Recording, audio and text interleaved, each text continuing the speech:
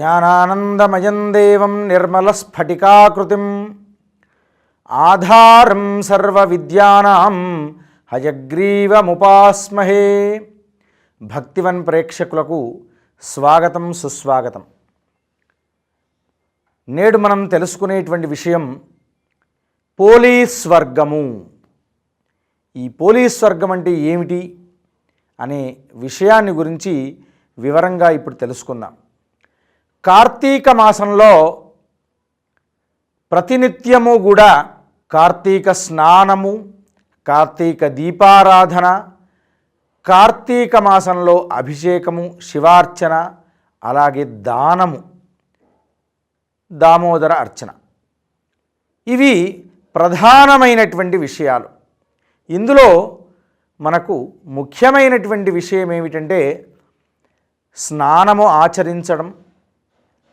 కార్తీక స్నానం అంటే సూర్యోదయాత్ పూర్వమే స్నానమాచరించుకోవడం, దీపారాధన చేయడం. ఈ దీపారాధన నెల రోజుల పాటు కార్తీక దీపారాధన చేస్తూ ఉంటారు. కార్తీక స్నానము చేసి ఈ దీపారాధన చేసిన పిదప కార్తీక మాసం అనేటువంటిది కార్తీక బహుళ అమావాస్యతో ముగుస్తుంది. కానీ ఈ కార్తీక దీపారాధన అనేది అక్కడితో ముగియదు. మార్గశిర శుద్ధ పాడ్యమితో ఈ కార్తీక దీపారాధన అనేది ముగుస్తుంది. ఆ రోజే మార్గశిర శుద్ధ పాడ్యమి రోజు దీపారాధన చేసి ఆ దీపాన్ని నీటిలో వదలటమే ఆ యొక్క కార్తీక మాసంలో నెల రోజులు దీపారాధన చేసిన యొక్క దాని ఫలితం అనేటువంటిది వస్తుంది. అది ఏ విధమైనటువంటి ఫలితం వస్తుంది దాని గురించి ఒక చిన్న గాథ చెప్పుకుందాం. అదే పోలీస్ వర్గం అంటూ ఉంటారు. పూర్వకాలంలో కృష్ణానదీ తీరంలో ఒక చిన్న గ్రామం ఉంది. ఆ గ్రామము చెంత ఒక చాకలి కుటుంబీకులు 5 కుమారులు. వారికి అందరికీ పెళ్ళిళ్ళు అయ్యాయి. 5 కోడలు కుమారులకు భార్యలు వచ్చారు. అత్తగారు, మామగారు అందరూ ఉన్నారు. ఉమ్మడి కుటుంబంగా చక్కగా జీవిస్తూ ఉన్నారు. కానీ అందులో చివరి కోడలైనటువంటి పోలి ఆవిడకు కాస్త పూర్వజన్మ సుకృతం వల్ల సంస్కారం అనేది చాలా అబ్బడం వల్ల ఆవిడ ప్రతినిత్యము కూడా తెల్లవారుజామునే స్నానమాచరించుకోవడం, ఇంట్లో ఎవరు లేవకముందే దీపారాధన చేసుకోవడం, తులసి కోట దగ్గర నమస్కారం చేసుకోవడం అనేది చేస్తూ ఉంది ఆవిడ. ఇలా చేస్తూ ఉండగా ఒకరోజు వాళ్ళ అత్తగారు చూశారు, ఎలాగైనా కానీ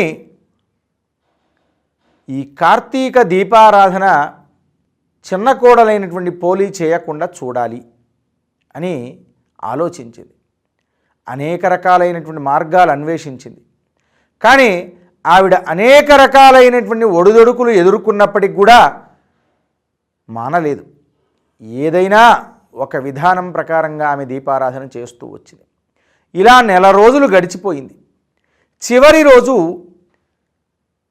అప్పుడు భర్తతో చెప్పింది కదా, అయ్యా రేపు ఈ రోజుతో కార్తీక అమావాస్య అయిపోయింది, రేపు మార్గశిర శుద్ధ పాడ్యమి, రేపు నదీ స్నానం చేసుకొని మనం దీపారాధన చేసుకొని అక్కడ దీపాన్ని నదిలో వదలటం అయితే చాలా చక్కని ఫలితం వస్తుందని కార్తీక పురాణంలో చెప్పగా నేను విన్నాను, కనుక మనం ఆచరించుకుందామా, వెళదామా అన్నారు.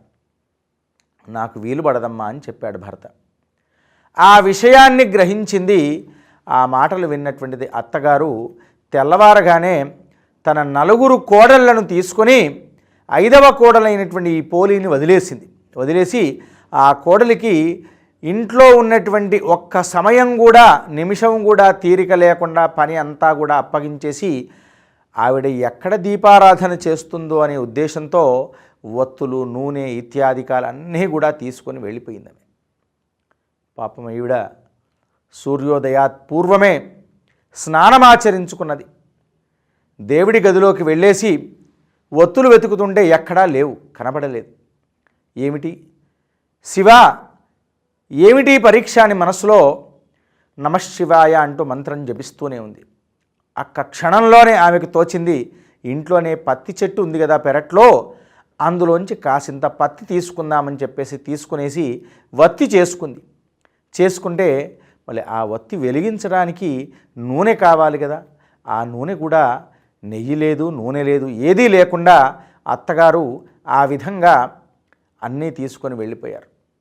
ఆలోచించింది. ఒక్క క్షణం ఆలోచించేపాటికి భగవద్ అనుగ్రహం ఉంటే ఏదైనా సాధ్యం. అందుగురించి వెంటనే ఇంట్లో వెతుకుతూ ఉంటుండగానే ఆ మజ్జిగ చేసేటువంటి కవ్వం కనబడింది.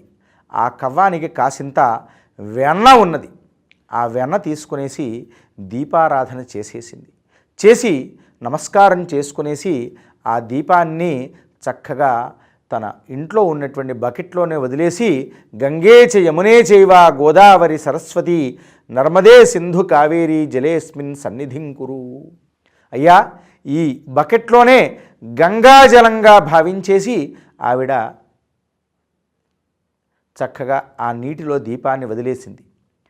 ఎక్కడ అత్తగారు వచ్చి చూస్తే ఆ దీపాన్ని వెలిగించారనేటువంటి బాధతో తనని ఎక్కడ మందలిస్తారు అని ఆ బకెట్లో వదిలేసేసి పైనుండి వెదురు బుట్ట పెట్టడం. ఈలోపు అత్తగారు వచ్చేలోపు చెప్పిన కార్యాన్నంతా ఆచరిస్తూనే ఉన్నది. ఆచరిస్తూ ఉండగానే ఎంత కార్యం ఆచరించినప్పటికి కూడా ఆమె మనస్సులో శివనామస్మరణ చేస్తూనే ఉన్నది. ఆ చేస్తూ ఉన్నటువంటి ఆ శివనామస్మరణకు సాక్షాత్తు పరమశివుడు మెచ్చేసేసి అక్కడ నుండి వాహనము తీసుకొని వచ్చేశాడు. ఆ చక్కని పల్లకీ వాహనము పైన పుష్పక విమానము పైన వచ్చేసేసి ఆ పోలి నమస్కారం ఇంట్లో పనంతా చేసుకునేసి ఆ దీపారాధనను ఒకసారి చూడడానికి రాగానే ఆ పోలీకి చక్కగా నానా తల్లి నా వెంట పద అని చెప్పేసి ఆ సాక్షాత్తు పరమశివుడు ఆవిడను పట్టుకుని పోతూ ఉంటుండగా ఈ మార్గంలో అత్తగారు ఈలోపు క్షణంలోనే వచ్చేసి చూస్తూ ఉన్నారు. తాను పట్టుకున్నది తన కోడలు ఎక్కడికో స్వర్గానికి వెళ్ళిపోతుందేమో అనేటువంటి ఎక్కడికో వెళుతుందని చూద్దామని చెప్పేసి ఆ కోడలి కాళ్ళు పట్టేసుకున్నది. ఒకరి వెంట ఒకరు పట్టేసుకున్నారు. పట్టి వేసుకునేపాటికి అక్కడికి పైకి తీసుకువెళుతూనే ఉన్నాడు ఆ పరమశివుడు. తీసుకువెళుతూ ఉండగా మార్గమధ్యంలోని వీళ్ళు పడిపోయారు. కానీ ఆ పోలీని మాత్రం చక్కగా ఆ పరమశివుడు తీసుకువెళ్ళేసి స్వర్గలోక ప్రాప్తి కలిగించాడు. అంటే చూడండి, ఇక్కడ భక్తి ప్రధానమనేటువంటిది ఎంత అనేటువంటిది ఇక్కడ మనం ఎంత బాగా చేశాము, ఎంత నిష్ఠగా చేశాము, ఎంత ద్రవ్యాదులతో చేశామనేది ప్రధానం కాదు. కానీ ఇక్కడ భక్తి ప్రధానము. భక్తితో చేయడం అనేటువంటిది ఎంత ప్రధానమనేటువంటి శివుడిగూర్చే శివుడి యొక్క మానస పూజలోనే చెప్పాడు. రత్నైః కల్పితమాసనం హిమచలై స్నానంచ దివ్యాంబరం అన్నాడు. చక్కగా ఆ పరమశివుడు ముందు కూర్చునేసి, అయ్యా నా చెంత ఏమీ లేదు, రత్నాలతో పొగడబడినటువంటి చక్కగా చేయబడినటువంటి సింహాసనంపై నిన్ను కూర్చోబెట్టి చక్కగా అభిషేకం చేస్తున్నానని చెప్పేసి మనస్సులో ధ్యానం చేస్తూ అభిషేకం చేస్తున్నట్టుగా భావించినా కానీ ఆ పరమశివుడు మెచ్చుతాడు.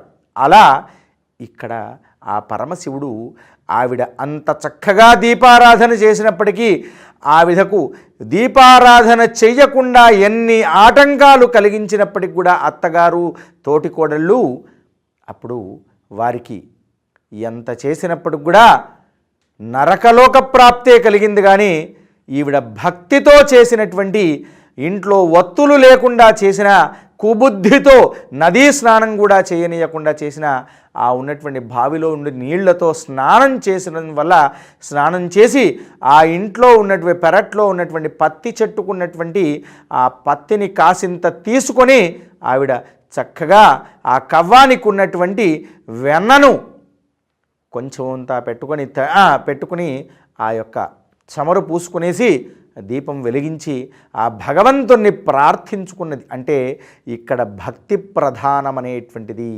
అలా మనం ఎంత బాగా భక్తితో ద్రవ్యాదులు ఉన్నప్పటికీ లేనప్పటికీ ఏ విధంగా ఉన్నా కానీ మనం భక్తి ప్రధానంగా భక్తితో ఎప్పుడైతే చేస్తూ ఉంటామో వారికి తప్పకుండా ఆ భగవంతుడు శివసాయుజ్యాన్ని పొందిస్తాడు. అందుగురించే కార్తీక మాసం అనేటువంటిది కార్తీక స్నానము, కార్తీక దీపారాధన అనేటువంటిది అంతే ప్రధానము. కార్తీక నదీ స్నానం చేయమని చెప్పారు, కానీ వీలు పడకపోయినా చెప్పాము కదా, ఆ పోలి ఎంత చక్కగా ఇంటి చెంతనే బకెట్లో ఉన్నటువంటి నీళ్లనే గంగే చ యమునే చైవ గోదావరి సరస్వతి నర్మదే సింధు కావేరి జలేస్మిన్ సన్నిధిం కురు, ఈ జలంలోనే అన్ని దేవతలు అన్ని నదులు వచ్చాయ్యా అని చెప్పి మనస్సులో భావించింది. అది భక్తి ప్రధానము.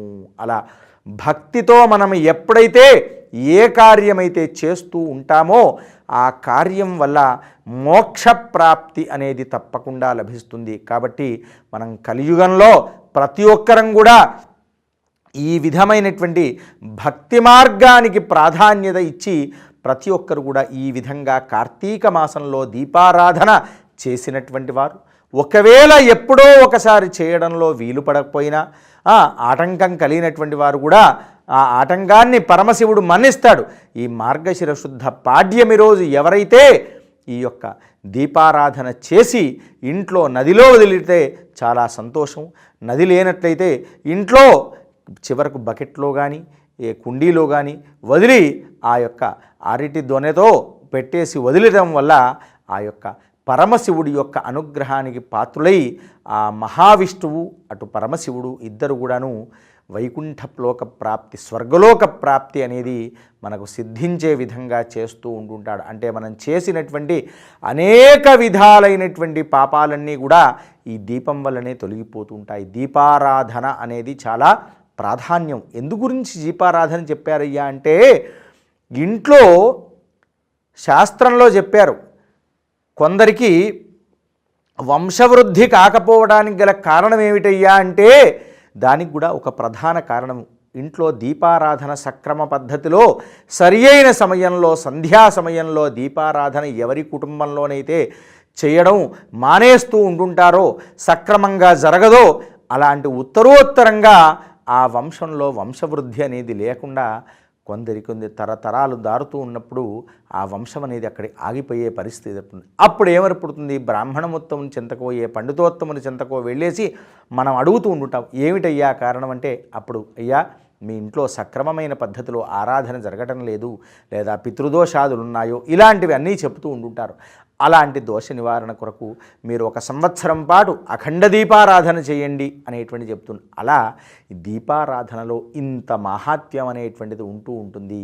దీపం అనేటువంటిది చాలా ప్రధానము. అందుగుర్చే కార్తీక మాసం అంటేనే కృత్తికా నక్షత్రానికి ప్రధానమైనటువంటి నక్షత్రం. అందుకే చెప్పారు, అగ్నిర్నః పాతు కృత్తికా నక్షత్రం దేవమింద్రియం.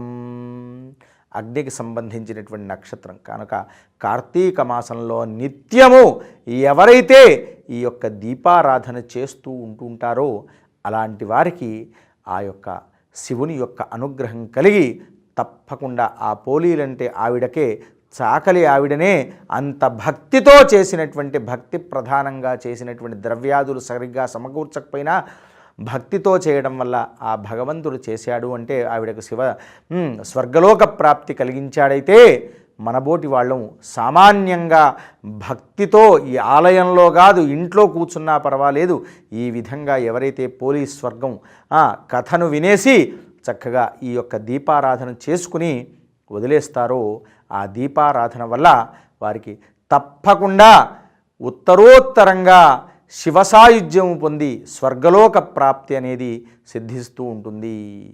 శివార్పణం. సనాతన ధర్మం ప్రపంచానికి ఒక వరం లాంటిది.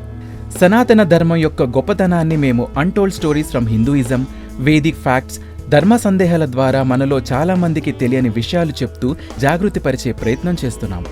సనాతన గొప్పతనాన్ని చాటేందుకు వీడియోస్ను లైక్ చేయండి, అలాగే షేర్ చేయండి.